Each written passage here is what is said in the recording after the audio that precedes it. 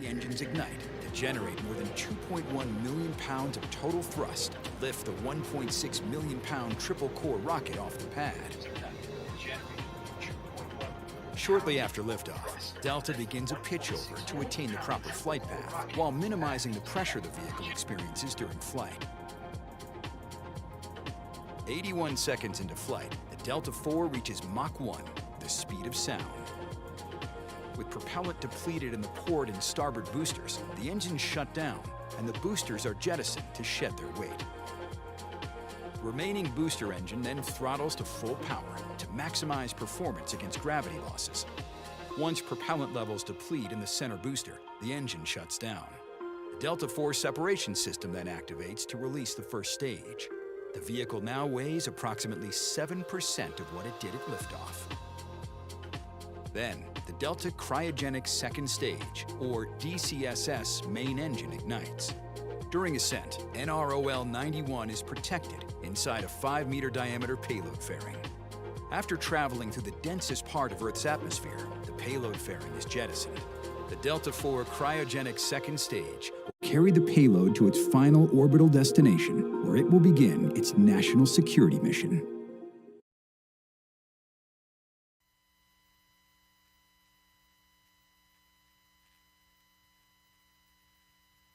L-44.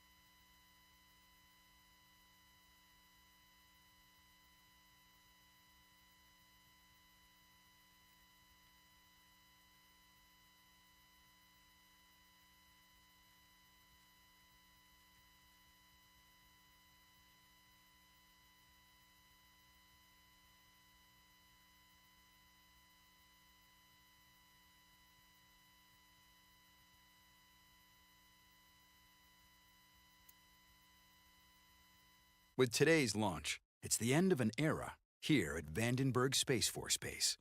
Today's mission is the final West Coast launch of the Delta Heavy rocket. Future ULA missions launching from the West Coast will launch on our new Vulcan rocket, set to make its debut next year. Let's take this time to look back at all the spectacular cliffside launches we experienced from Space Launch Complex 6 here at Vandenberg Space Force Base, California.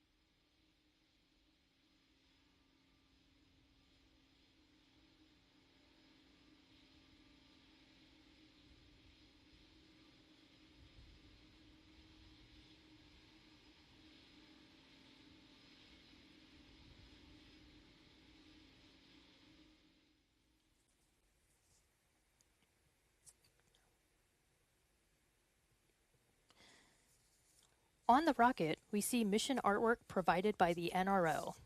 The rocket also includes dedications to teammates who are no longer with us. The NROL-91 mission logo was designed to pay tribute to warfighters, and in particular, the heroism of those that fought World War II, represented by the face of General Anthony McAuliffe. Behind General McAuliffe, we see tanks crossing the Bailey Bridge, symbolizing the ability to overcome and adapt at a moment's notice in the presence of adversity. In the background, a bird of prey represents the strength, endurance, and protective nature inherent in our American warfighters. Along the bottom edge, we read, "Dedicated to the great task remaining." Derived from President Lincoln's Gettysburg Address, this mission is dedicated to protecting our warfighters deployed in harm's way and to the furtherance of that noble cause. Today's mission is also dedicated to ULA employee Don Kurtze. Don began his career as a pad technician at Vandenberg Space Launch Complex 2, home of the Delta II rocket, in 1998. Don transitioned to Slick 6 when construction began there to support future Delta IV launches. His responsibilities included ground system fabrication, installation, and certification. With Slick 6 fully operational following its first launch in 2006, Don spent the next 14 years supporting launches at all of ULA's launch sites here at Vandenberg, as well as those in Cape Canaveral, Florida.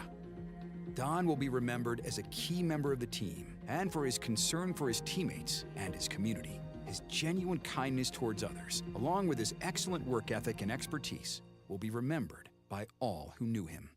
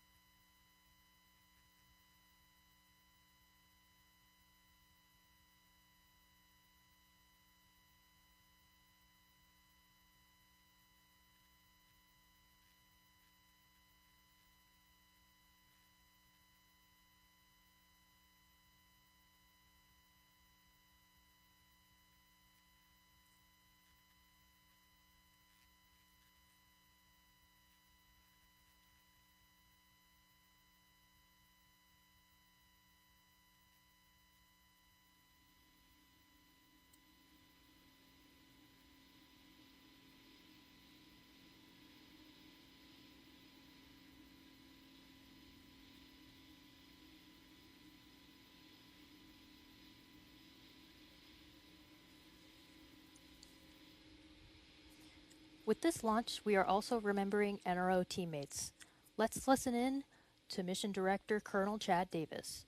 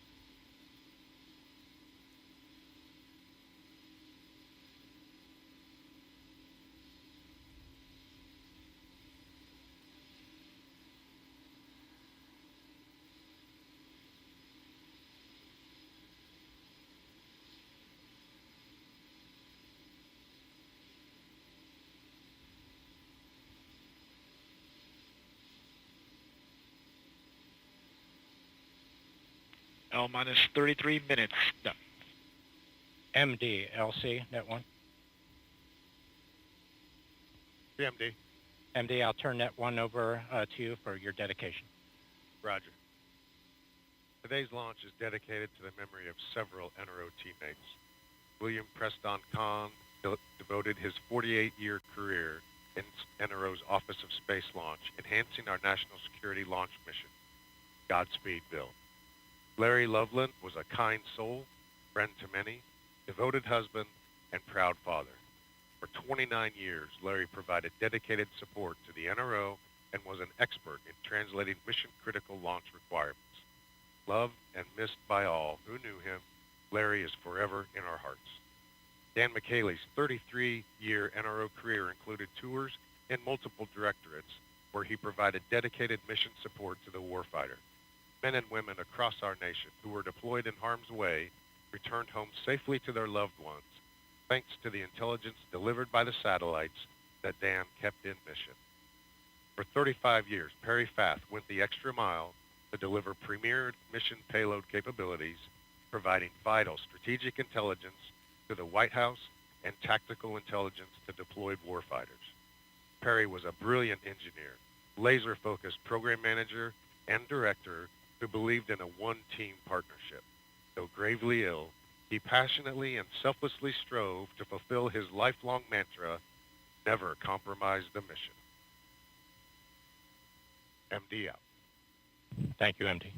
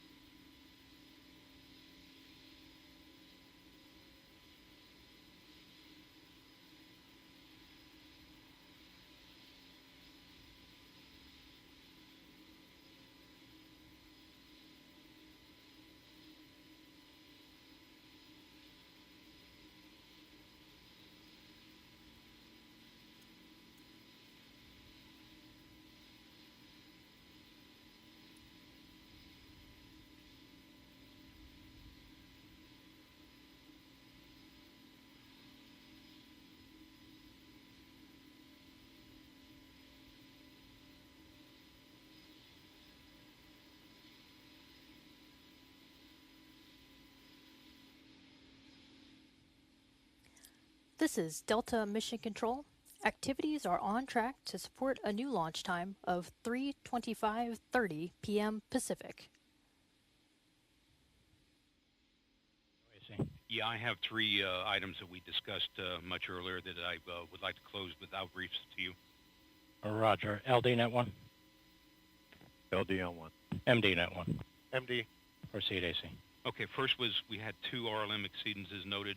This was tied to a temperature change in the core engine inlet, and this was attributed to a helium bubble that was passed through the system. We have evaluated that, both the Denver team and R68. We have no concerns with that bubble being there, and it's been passed, and we recommend proceeding on that one.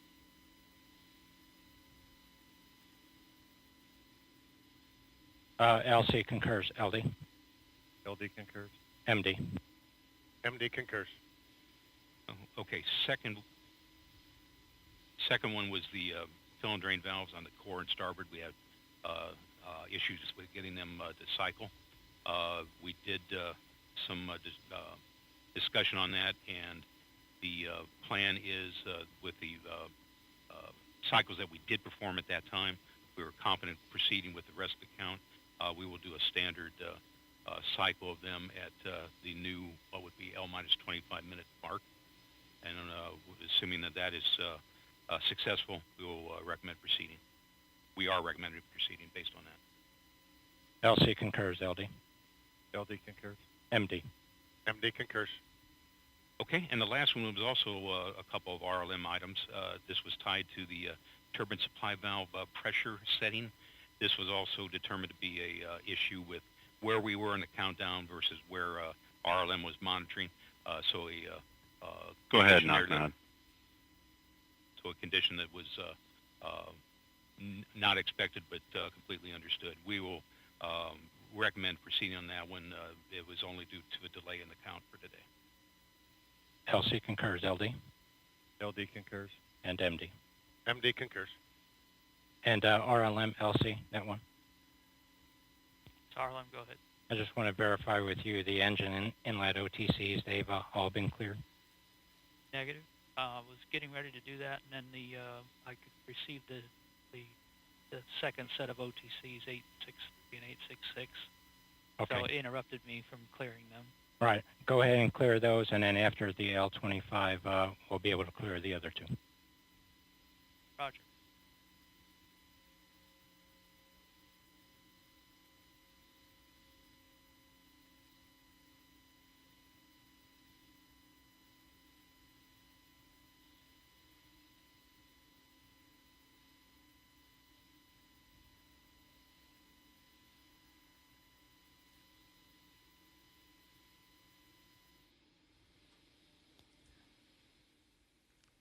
Delta rockets have launched many of the world's vital space assets. Let's take a look at the impressive legacy of the Delta family of rockets.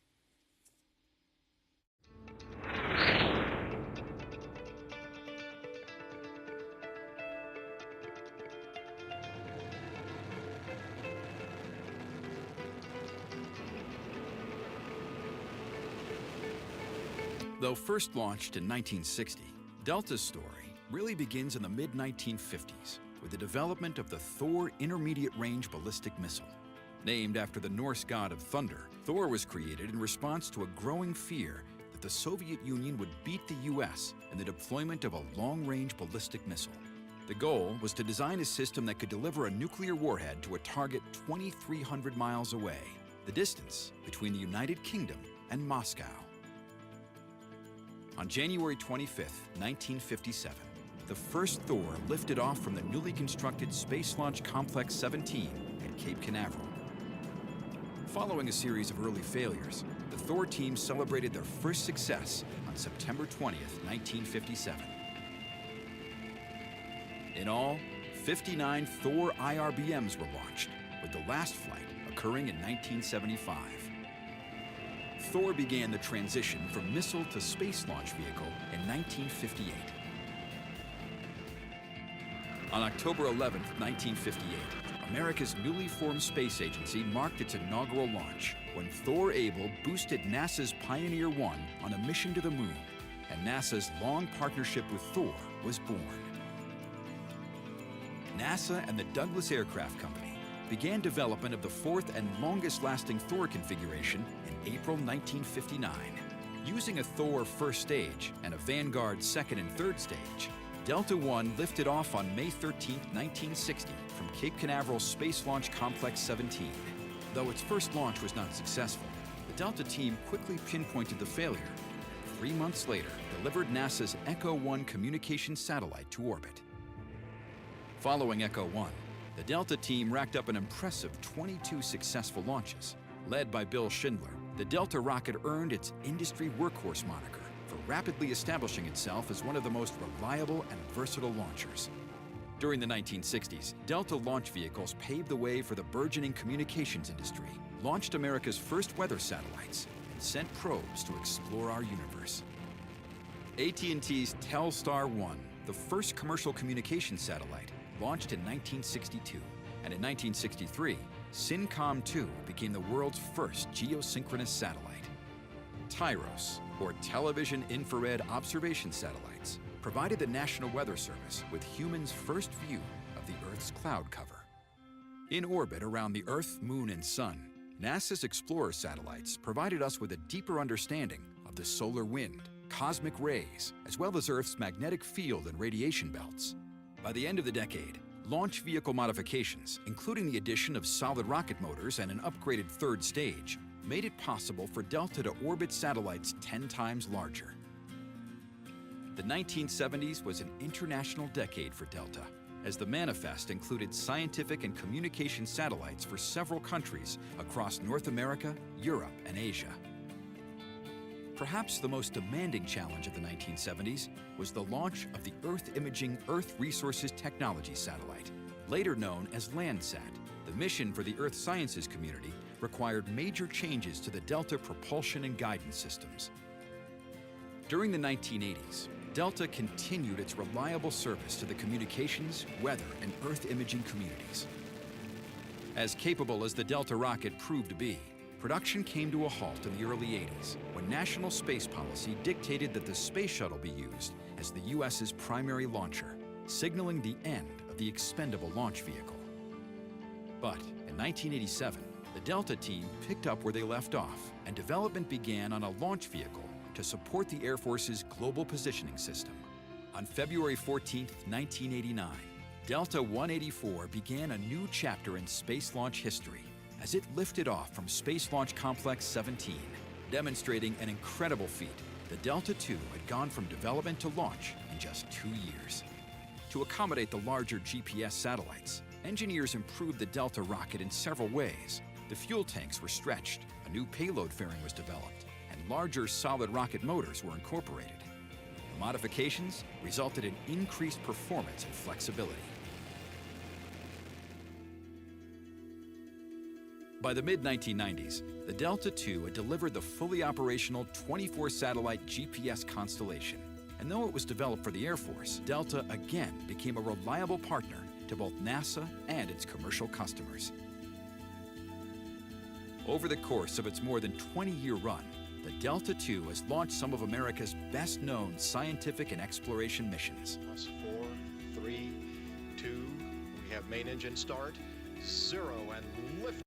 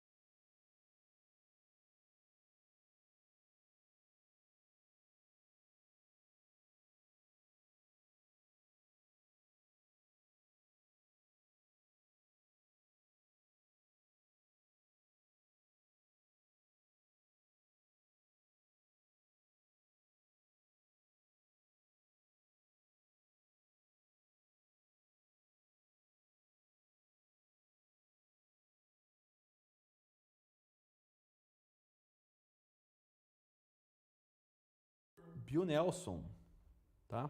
O senhor Bill Nelson, que a gente sempre gosta de... Pode ser que eles tenham que devolver o SLS para o VAB, tá?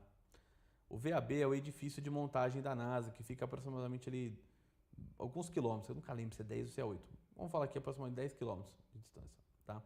E ele tem que ser movimentado numa viagem que demora para caramba, tá? E de acordo com, inclusive, fontes do Eric Berger, tá, que é um jornalista muito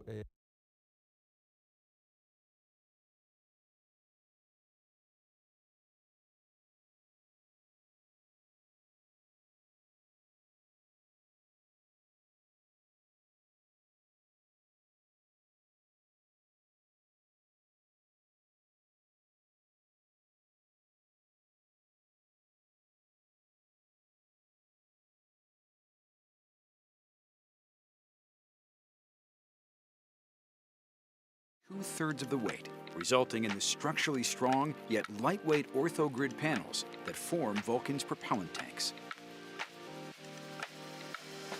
The panels are then bump pressed to form the curves required to complete the tanks. At the same time, rings, adapters, and other structural components are precision milled.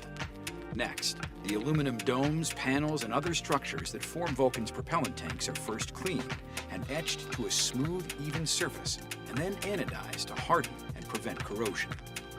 Following an ultrasonic inspection, 5 completed panels for the liquefied natural gas, or LNG tank, are assembled and joined together using friction stir welding.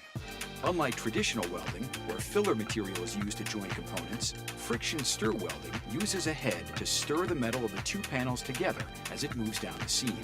The resulting joint is stronger and produces a lighter weight, higher performing tank. The process is repeated to create the liquid oxygen, or LOX tank, followed by attaching domes to complete the tanks. Circumferential friction stir welding is then used to join the 2 propellant tanks that comprise the Vulcan booster. As production continues on the booster stage, stretch-forming gore panels for the Centaur's second stage propellant tanks is underway. The stainless steel gore panels are welded together to create the propellant tank domes. The gore welder is one of several highly specialized welding stations in the Centaur production process. Just down the aisle, Centaur 5's massive intermediate bulkhead is mated to its ultra-thin tank. Once both propellant tanks are welded, they're mated together to create the Centaur 5's second stage. Once the propellant tanks are joined, the 5.4-meter booster is sprayed with foam insulation before moving to final assembly. Twin E4 engines are hot fired and then mated to Vulcan's thrust structure. With production complete, the booster makes its way on the ULA's rocket ship for its journey to the launch site. Meanwhile, at Cape Canaveral Space Launch Complex 41, the water suppression system has been upgraded and tested, along with other modifications, including new, larger fuel storage tanks.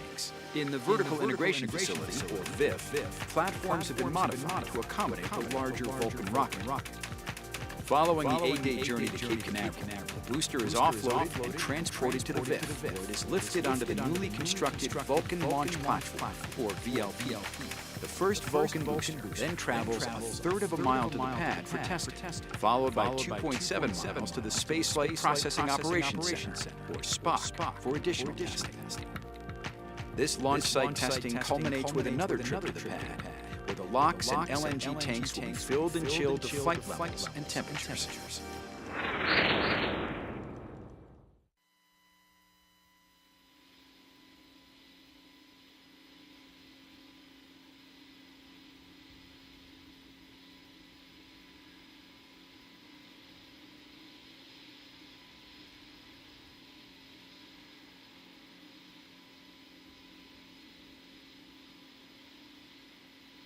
LC LOX 2. At this time, second stage LOX is ready for terminal count. Roger. OS, LC. Go LC. First step 1170 OM, perform vulnerable data transfer back up CCLS. Roger.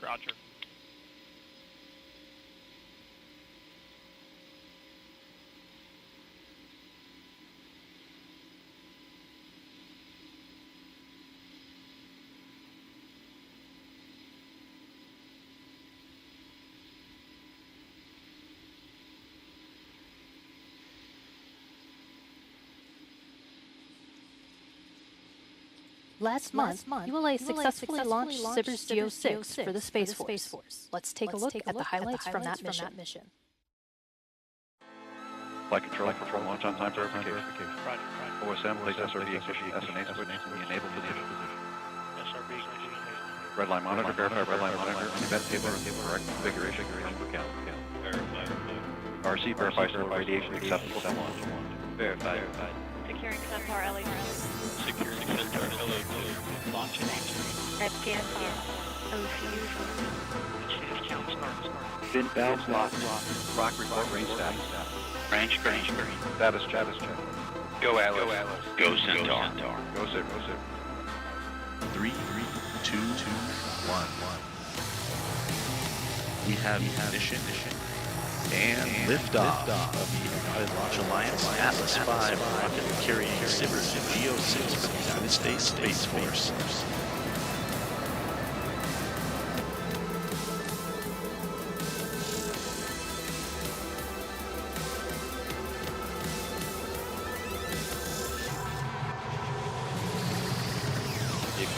Tower and hit you out. Passing 50-second flight, Mach 1, Atlas 5 supersonic. Vehicles now passing maximum dynamic pressure.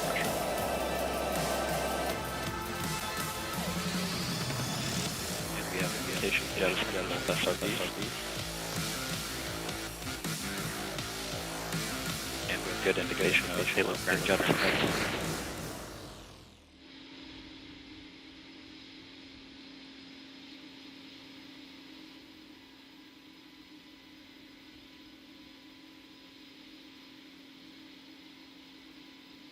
Minus 12 minutes. MEQ, LC. Go. Initiate retract data logger just prior to the L7 pole. Roger.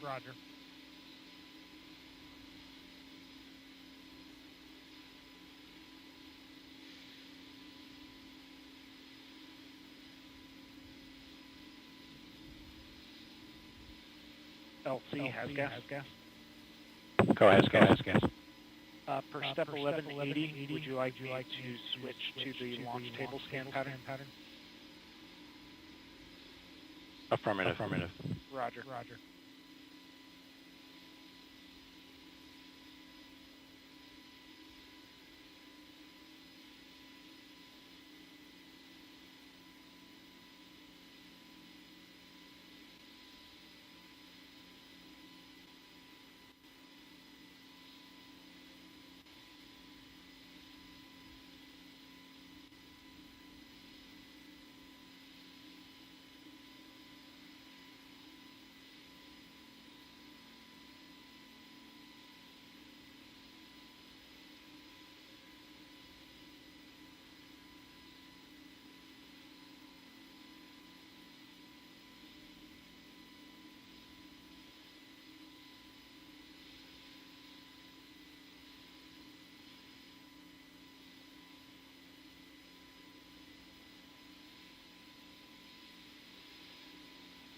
LC on 1AC. Go AC. Okay, we did troubleshoot the fill and drain valve. We cycled them 10 times. We're in good condition. Recommend proceeding. LC concurs. Proceeding with count. All communications switch to channel 1. All personnel and visitors remain in present position until launch. Maintain operational silence in the LCC. L-minus 10 minutes. RC, verify sol radiation limits acceptable for launch. Verify. Terminal count briefing. If a condition exceeds the launch constraint any time after the terminal count status check, the observer shall now hold on channel 1, identify their station, and briefly state the reason for the hold. OS, flight control, perform launch on time verification. Roger. OSM, verify the whole fire switch is in the proceed position. Ready to proceed. RLM, verify the red line monitor and event table are in the correct configuration for terminal count. Verified.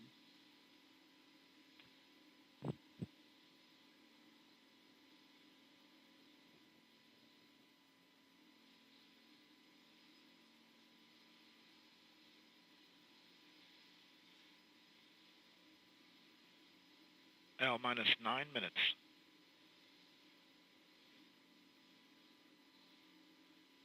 LC flight control, launch on time verified. Roger. LC. Following liftoff, viewers watching from Southern California may be able to see the Delta IV Heavy in flight. To get a closer look at this visibility map, check out @ulalaunch.com on Facebook, Twitter, and Instagram.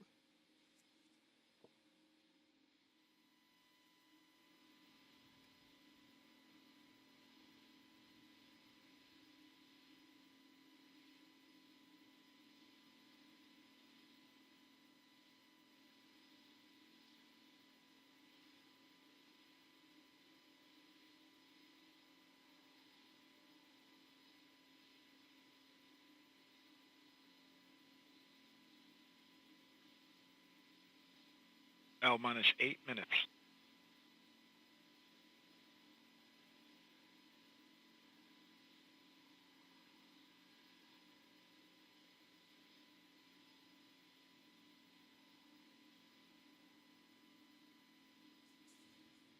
This is Delta Mission Control at T-minus 4 minutes and holding. We remain in the planned hold as launch preparations continue. In a few moments, Launch Conductor Scott Barney will poll the launch team for the final go to pick up the count. 27 engineers and managers are polled for system status and readiness to proceed. This is the final status check before launch for all Delta vehicle systems, ground systems, the spacecraft, and the U.S. Space Force Western Range. The vehicle system readiness poll includes electrical systems, hydraulics, pneumatics, propulsion systems, flight control, and propellants.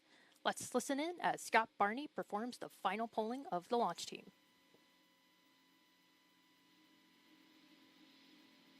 Status check to proceed with terminal count. First stage systems, propulsion. Go. Hydraulics. Go. Locks. Go. LH2. Go. Second stage systems, locks. Go. LH2. Go. Electrical systems, airborne. Go. Ground. Go. Facility. Go. RFFTS. Go. Flight control. Go. COM. Go. GCQ. Go. Operation support. Go. Pneumatics. Go. Umbilicals. Go. HASGAS. Go. ECS. Go. Redline monitor. Go. Quality. Go. Ops safety manager. Go. ULA safety officer. Go. Vehicle system engineer. Go. Anomaly chief. Go. Range coordinator. Clear to proceed. Launch director. Launch vehicle is ready to launch. Mission director. You have permission to launch. Proceeding with the count. ALC, verified T0 is set for 22:25:30 Zulu. Verified.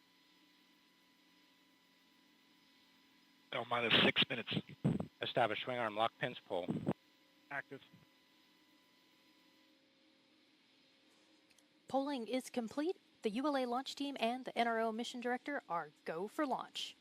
From T-minus 4 minutes until launch, you will be hearing Scott Barney guiding the team through the final steps in the countdown procedure.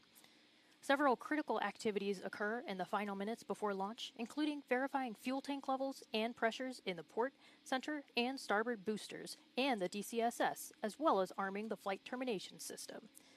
At T-minus 15 seconds, the launch table HBOs are ignited at the base of the vehicle to burn off excess hydrogen. At T-minus 7 seconds, the starboard CBC engine is ignited. At T-minus 5 seconds, the port and center CBC engines are ignited. Then, after seeing the Delta IV Heavy lift off, you'll begin hearing flight commentator Rob Kesselman providing launch vehicle ascent data.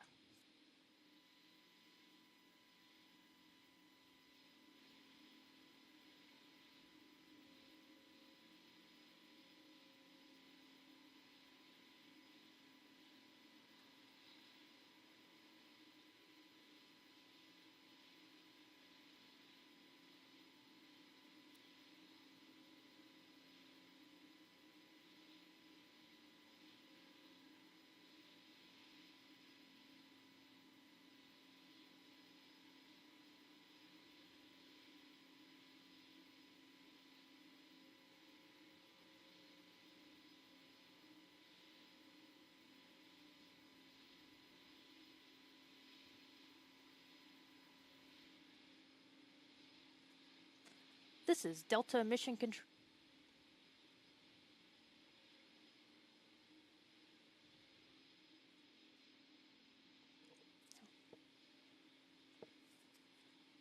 The countdown clock has resumed, and we are go for launch at 3:25 and 30 seconds Pacific. With liftoff approaching, we're going to raise the volume on our launch team so you can hear the final preps taking place.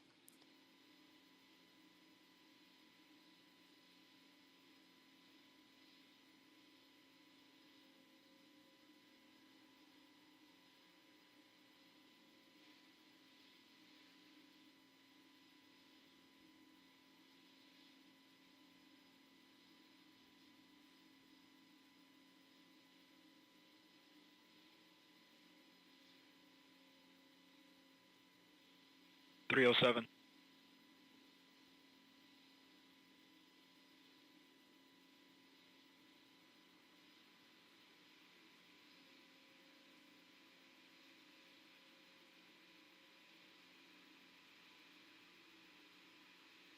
249. FPS internal.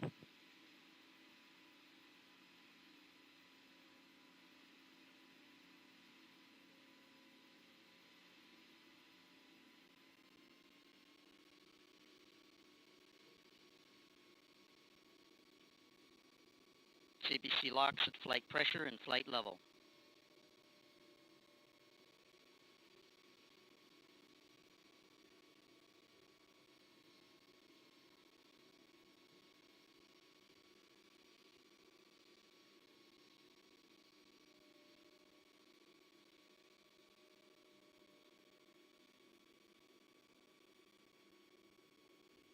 CBC LH2 at flight pressure and flight level.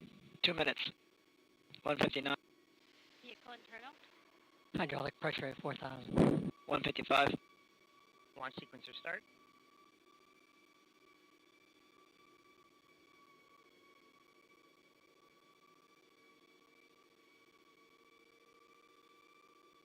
$140.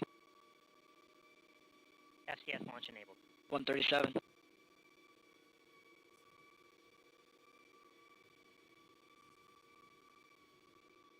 FTS armed. T-minus 90 seconds. The launch vehicle, payload, ground systems, and western range are go for launch. 120. OCU's armed. FCS count started.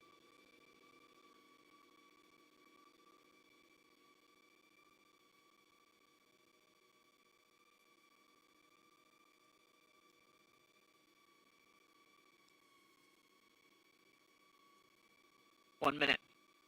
Engine T-minus 1 minute. Rock, report range status. Rock range green. Roger.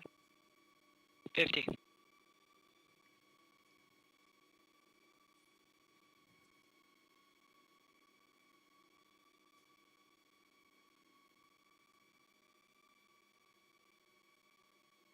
Second stage LH2 secure at flight level. 30. Status check. Go Delta. Go NROL-91.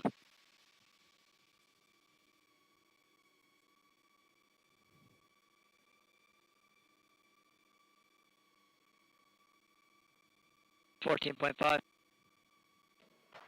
Trophy ignition. 10. Tester start. T-minus 10, 9, 8, 7, 6, 5, 4. We have ignition.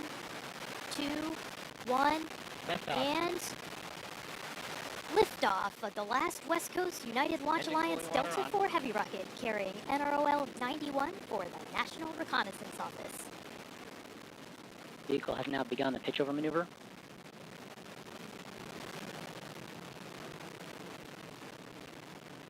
All three RS-68 engines look good at this time.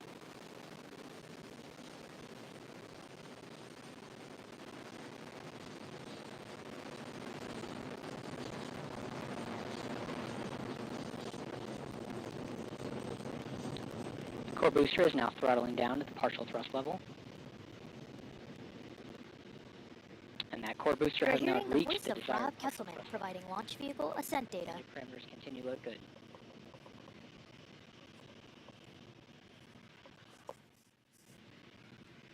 Vehicle is now 3 miles in altitude, 5 miles downrange distance, traveling at a velocity of 1,000 miles per hour.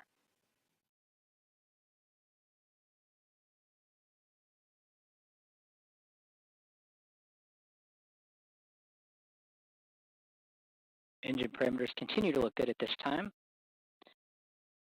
Vehicle is now passing through max Q, maximum dynamic pressure. Mach 1, Delta 4 is now supersonic.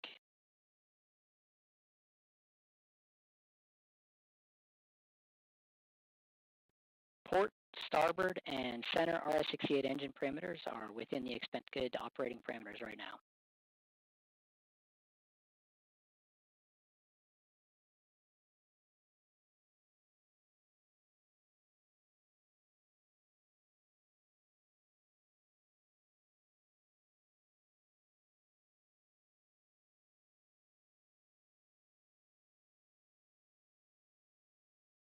Second stage reaction control system pressurization valve has opened.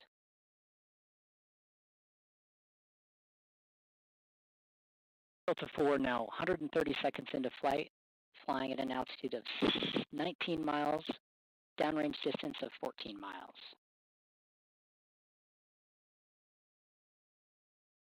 Delta 4 has gone closed loop guidance. Vehicle body rates are as expected.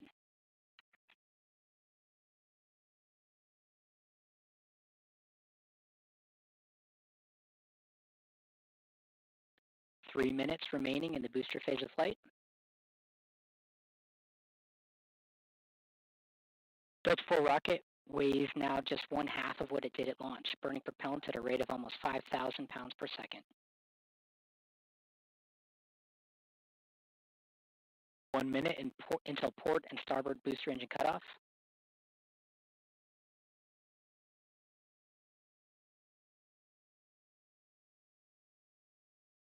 And all three RS-68 engines are showing good performance at this time.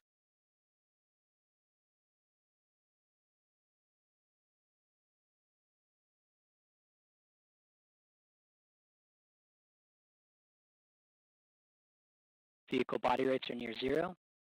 30 seconds remaining now until the port and starboard booster engines cut off.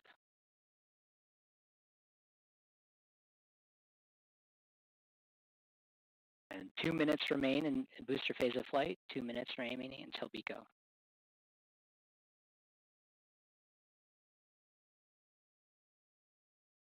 Strap-on boosters are now throttling down to the partial thrust level. Engine response looks good. We've had strap-on booster cutoff and strap-on separation. The center core RS-68A is now throttling back up to the high power level.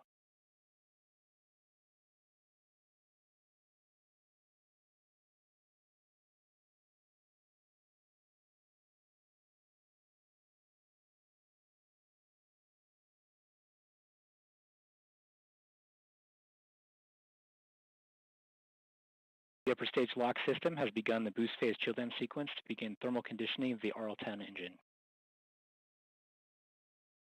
1 minute remaining in the booster phase of flight.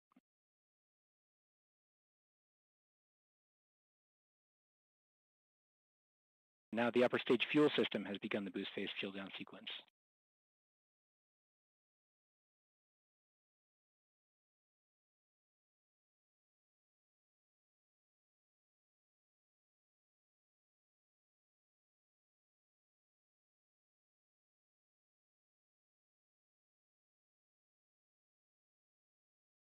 Core engine chamber pressure continues to look good at this time.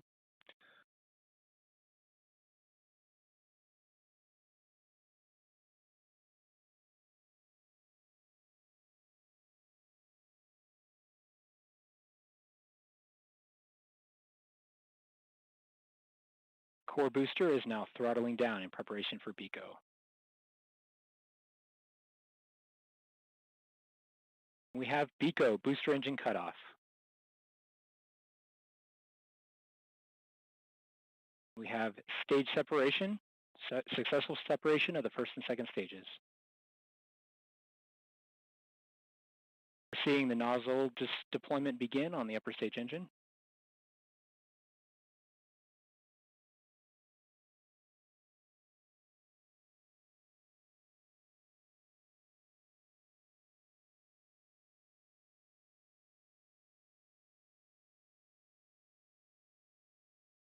We have ignition on the DCSS.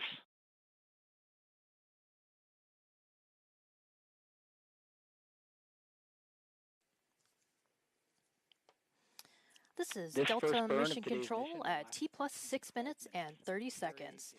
We just heard flight commentator Rob Kesselman confirm the successful completion of the early phase of today's flight, and all systems continue to operate nominally. At this time, we'll end our live coverage. For more information about the Delta IV Heavy rocket, please visit ulalaunch.com or join the conversation on Facebook and Twitter. I'm Caroline Kirk. Thank you for joining me this afternoon. And before we leave you, let's take another look at the final West Coast Delta IV Heavy launch.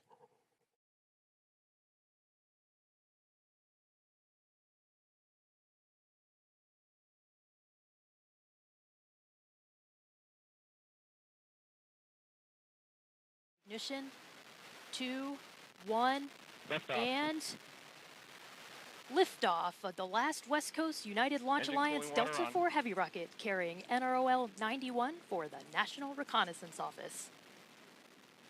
Vehicle has now begun the pitchover maneuver.